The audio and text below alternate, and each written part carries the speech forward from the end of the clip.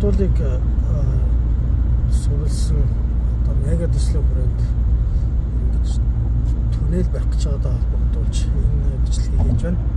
За би яг одоогор болохоор Герман улсын Штутгарт хотын хажуугаар өнгөрдөг 81 гээд хурдны зам дээр явж байна. Тэгээд энэ 81 гэж хурдны зам дээр байдаг Engelberg гэж 2.8-9 км урттай ийм түнэл байдаг. Тэгээд энэ түнэл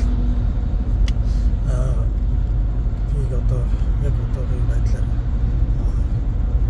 засварт байж байгаа. Сүүлийн 5 жилийн хугацаанд одоо засварт байна. Тэгээд дараа жил одоо ашиглалтанд орох гэж байгаа ийм түнэл байгаа. Тэгээд яг энэ түнэлийн түүх талаас нь ярих юм бол энэ бүр 1938 онд анх баригдсан юм байлээ. Тэгээд баригдсныхаа дараа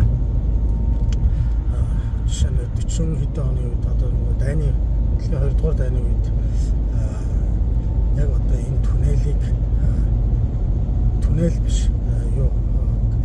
Мессершмитт гэдэг нөгөө Германы юуны сөнөөгч онгоц гэдэг. Тэр сөнөөгч онгоцны үйлдвэр болгож ашиглаж байсан. Яг одоо тэгэхээр энэ уулын 60-70 метрийн хүнлэг гэж болж уулыг нөхсөн юм түнэл. Тэгээд тэр үедээ бол яг тэгэхээр цэрэг дайны зорилтоор ашиглаж байсан. Ийм сонин түүхтэй ийм түнэл болоод байна. За яг одоогийн яг энэ байдлаараа бол яг тэгэхээр